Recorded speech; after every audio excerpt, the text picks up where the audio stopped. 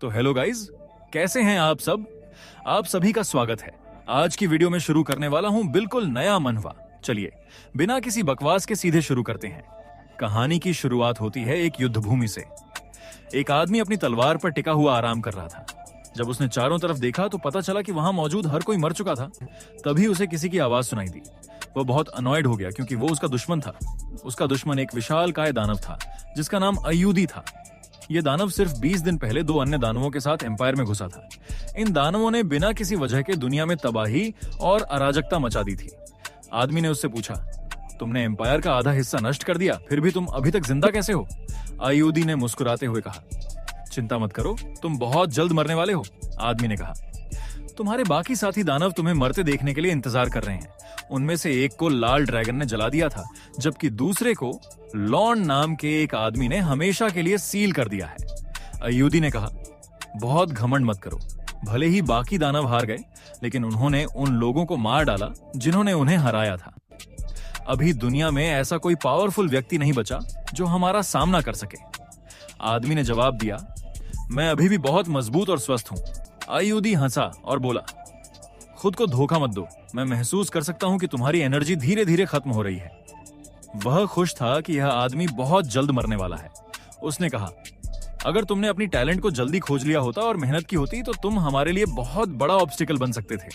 आदमी ने कहा, मुझे पता है कि मैंने बहुत गड़बड़ जिंदगी जी है, इसलिए तुम्हें मुझे याद दिलाने की जरूरत नहीं है। अयूदी बोला, अपनी अचीवमेंट पर गर्व करो। कोई इंसान वो काम नहीं कर सकता जो तुमने किया है, इसलिए अपनी जीत का आनंद लो, क्योंकि हमारी दुनिया जल्द ही स्टारलाइट से दब जाएगी। अयूदी के ये शब्द कहते ही आदमी ने उसका सिर काट दिया। सिर काटने के बाद वह आदमी किसी तरह आगे बढ़ने लगा। रास्ते में उसे अपने दोस्तों की याद आ गई जो उसके जैसे सिपाही थे। कुछ देर चलने के बाद उसे अपने दोस्तों की लाशें दिखाई दी। वह सोचने लगा, क्यों मरना पड़ा इन सबको? सिर्फ सम्मान बचाने के लिए? तुम्हें भाग जाना चाहिए था और अपनी जिंदगी जीनी चाहिए थी। उसे यह भी समझ नहीं आ रहा था कि आखिर वह अकेला ही क्यों उन दानवों से लड़ पाया। एम्पायर का सबसे मजबूत तलवारबाज भी उन्हें चोट नहीं पहुंचा पाया था। वह सोच रहा था कि अगर उसे फ्रंट लाइंस पर नहीं धकेला जाता तो शायद उसके दोस्त आज जिंदा होते। तभी उसे किसी की आवाज सुनाई दी। वह शॉक्ड हो गया। वह किसी तरह खुद को संभाला और उस आवाज की तरफ बढ़ गया। जब वह अपनी मंजिल पर पहुंचा तो उसे देखकर हैरानी हुई। उसका ग्रैंड कमांडर अभी भी जिंदा था। उसका नाम एसन था। वह जिंदा तो थी, लेकिन उसका एक हाथ कट चुका था। एजान ने पूछा, रोनन, क्या तुमने यूडी को मार दिया? रोनन ने जवाब दिया तो एजान बेहद खुश हो गई। वह रोने लगी। रोनन ने उससे एक फेवर मांगा। उसने कहा, क्या तुम हमारे सिपाहियों की लाशों का ख्याल रख सकती हो? एसेन हैरान थी। उसने पूछा, तुम खुद क्यों नहीं संभाल सकते? तुम तो ठीक लग रहे हो। रोन ने खून थूका और बोला, मैं मर रहा हूं। एसेन ने पूछा, अगर तुम बच जाते तो क्या करते? रोन ने कहा, मैं एकेडमी जाना चाहता हूं। एसेन शॉक्ड हो गई। उसने पूछा, एकेडमी क्यों जाना चाहते हो? रोन ने बताया कि यूडी ने जो कहा उससे उसे लगा कि अगर वह एकेडमी जाता तो उसकी जिंदगी कितनी अलग होती। लेकिन असली वजह यह थी कि उसकी मर चुकी बहन की यही इच्छा थी कि वह एकेडमी जाए। वह दुखी था कि वह यह इच्छा पूरी नहीं कर पाया, लेकिन खुश था कि जल्द ही वह अपनी बहन और परिवार से मिलने वाला है। एसेन उदास हो गई। उसने कहा, उम्मीद मत छोड़ो, बारिश रुकते ही सर्च पार्टी आएगी।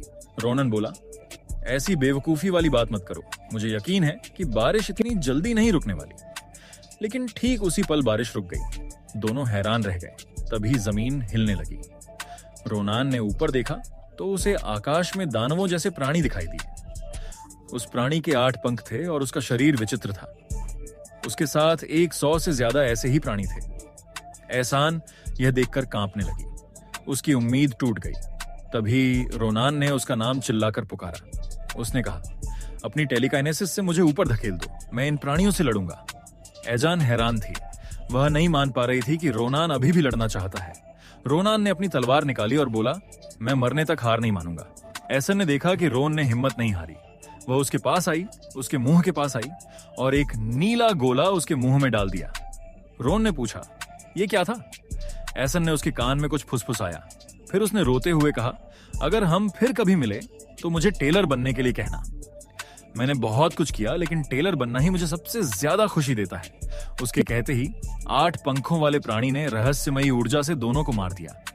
जब रोनन की आंख खुली तो उसने एसन का नाम पुकारा, लेकिन कोई जवाब नहीं आया। जब उसने चारों तरफ देखा तो उसे पता चला कि वह अपने बचपन के गांव में वापस आ गया है। वह नहीं मान पा रहा था कि वह वाकई अतीत में वापस आ गया है। रोनन बैठ गया और रैशनली अपनी सिचुएशन के बारे में सोचने लगा। उसे याद आया कि एसन ने जब नीला गोला उसके मुंह में डाला था तो बताया था कि ये एक ऑर्ब है जो किसी को अतीत में यात्रा करने की शक्ति देता है।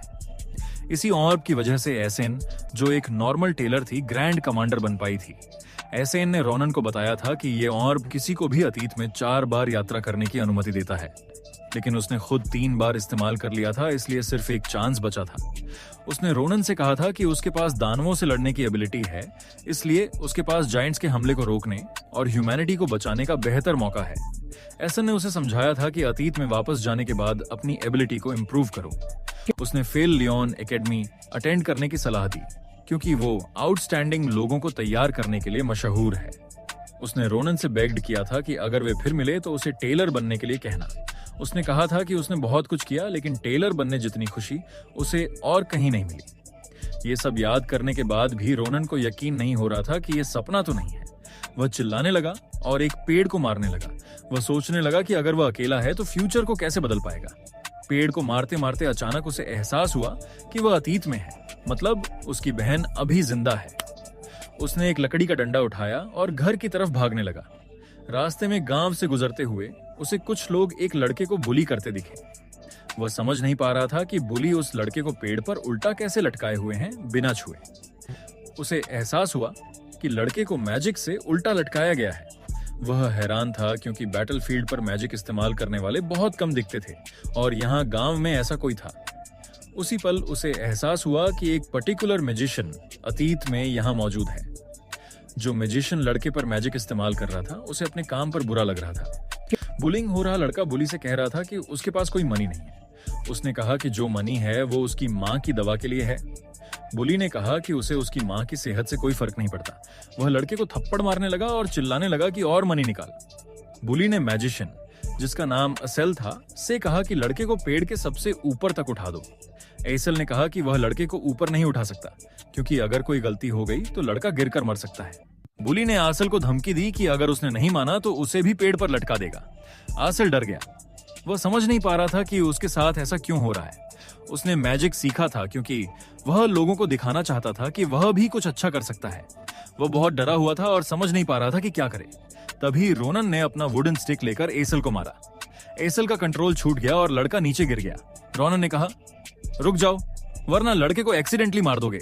बुली गुस्से में था कि एसेल ने रुक गया। उसने एसेल से पूछा कि वह उसका डिसरेस्पेक्ट क्यों कर रहा है। एसेल जवाब देने वाला था, लेकिन रोनन ने बीच में टोक दिया। उसने एसेल से पूछा, तुमने टेलीकाइनेस मैजिक कहां से सीखा? एसेल ने बताया कि उसने ये एक पेडलर से खरीदे गए ग्रिमोर से सीखा है। रोनन हैरान था। वह नहीं मान पा रहा था कि एसेल ने सस्ते ग्रिमोर से सीखकर भी इतना अच्छा कर लिया है। बुली गुस्से में था कि रोनन और एसेल उसे इग्नोर कर रहे हैं। उसने अपनी तलवार निकाली और रोनन पर हमला कर दिया। रोनन सोचने लगा कि इस उम्र के लड़के के पास असली तलवार कहां से आई। वह डिसअपॉइंटेड था क्योंकि बुली का पोस्चर बहुत खराब था। उसने आसानी से हमला डॉग कर दिया। बुली शॉक्ड रह गया। रोनन के लिए यह कोई बड़ी बात नहीं थी, क्योंकि अतीत में लौटने के बाद भी उसके अंदर सोल्जर वाला बैटल सेंस अभी भी था। बुली ने कहा, तुम लकी हो कि मेरे हमले को डॉज कर गए। अब घुटनों पर बैठकर अपनी जान की भीख मांगो। मैं तुम्हें मारकर तुम्हारी बहन का ख्याल रखूंगा। रोनन शॉक्ड हो गया जब बुली ने उसकी बहन का नाम लिया। बुली ने कहा कि वह हमेशा से रोनन की बहन के साथ सोने का सपना देखता रहा है। ये सुनते ही रोनन ने अपने वुडन स्टिक से बुली का कान काट दिया। लड़का दर्द से चीख उठा। रोनन उसके पास गया और बोला, मेरी बहन का नाम मत लेना, वरना मर जाओगे। बाकी बुलीज ये देखकर हैरान रह गए। रोनन उसी वुडन स्टिक से किसी का कान काट सकता है। रोनन ने उनसे कहा कि वे लड़के से जो मनी चुराया था वो छोड़ दें और अपना मूड खराब करने के लिए एक्स्ट्रा कैश भी डाल दें। मनी कलेक्ट करने के बाद रोनन ने वो लड़के को दे दिया। लड़के ने कहा कि मिला हुआ मनी उनसे ज्यादा है जो उन्होंने लिया था। रोनन ने कहा कि उसे सिर्फ तलवार चाहिए, मनी की जरूरत नहीं है। लड़के के थैंक्स कहने के दौरान एसल ने खुद को संभाला और लड़के से माफी मांगी। उसने कहा कि वह बुली से बहुत डरा हुआ था, इसलिए उसे वैसा करना पड़ा। लड़के ने असल से कहा कि माफी मत मांगो। उसे समझ आ गया था कि असल को बुली ने धमकाया था। रोनन के थैंक्स कहने के बाद लड़का चला गया। रोनन खुश था कि एसल बुली नहीं है। उसने एसल से कहा कि उसके साथ कुछ काम है, इसलिए एसल को 4 दिन बाद उससे मिलना है। उसने एसल को चेतावनी दी कि भागने की कोशिश मत करना, वरना ढूंढकर पीट देगा। ये कहकर रोनन घर की तरफ भागा। घर पहुंचकर उसने अपनी बहन के लिए कुछ फूल तोड़े, क्योंकि उसे फूल बहुत पसंद थे। फिर उसने सोचा कि ये थोड़ा स्टूपिड लग रहा है, इसलिए फूल फेंकने वाला था। तभी उसे अपनी बहन की आवाज सुनाई दी। जब रोन सोल्जर था तो हमेशा सोचता था कि अगर वह अपनी बहन से फिर मिला तो क्या कहेगा, माफी मांगेगा या बताएगा कि उसे मिस किया। लेकिन जब उसने अपनी बहन आयरेल को देखा तो सिर्फ मुस्कुरा सका। घर में घुसते ही इरेल उन फूलों को देखकर बहुत खुश हो गई। उसने रोनन के लिए ढेर सारा खाना बनाया। खाना खाने के बाद रोनन ने अपनी बहन से पूछा, इस साल तुम कितने साल की हो? इरेल ने कहा, मैं 22 साल की हूं। रोनन खुश हो गया, क्योंकि अगर उसकी बहन 22 साल की है तो उसके पास मिस्टीरियस क्रीचर्स से लड़ने के लिए 10 साल का समय है। इरेल शॉक्ड थी कि रोनन ने उसकी उम्र पूछी। उसने रोनन के सिर पर हाथ रखकर देखा कि वह बीमार तो नहीं है। रोनन खुश था कि उसे ऐसी प्यारी और काइंड बहन मिली है। उसने फैसला किया कि वह उसे बचाने के लिए कुछ भी करेगा। रोनन ने अपनी बहन से कहा कि वह एकेडमी जाना चाहता है। इरेल बहुत खुश हुई। उसने पूछा, क्या तुम मजाक कर रहे हो? मैं हमेशा चाहती थी कि तुम एकेडमी जाओ, लेकिन तुम हमेशा मना करते थे। रोनन ने कहा, मैं सीरियस हूं। आयरेल ने घर में खोजकर एक बड़ा बर्तन निकाला। जब रोनन ने अंदर देखा तो उसमें ढेर सारा पैसा था। रोनन ने पूछा, इतना सारा पैसा कहां से आया? आयरेल ने कहा कि वह सीक्रेटली पैसा बचा रही थी ताकि रोनन को एकेडमी भेज सके। रोनन ने अपनी बहन का शुक्रिया अदा किया। उसने कहा कि यह पैसा फिल लियोन एकेडमी में एनरोल होने के लिए काफी नहीं है। आयरेल ने पूछा, तुम कौन सी एकेडमी जाना चाहते हो? रोनन ने कहा, फिल लियोन एकेडमी। आयरेल यह सुनकर हैरान रह गई। वह डिसबिलीफ में चीख उठी। गाइज, वीडियो का यह हिस्सा यहीं खत्म होता है। अगर आपको पार्ट 2 चाहिए तो कमेंट्स में जरूर बताना। चैनल को सपोर्ट करने के लिए लाइक करना ना भूलें। मिलते हैं अगली वीडियो में।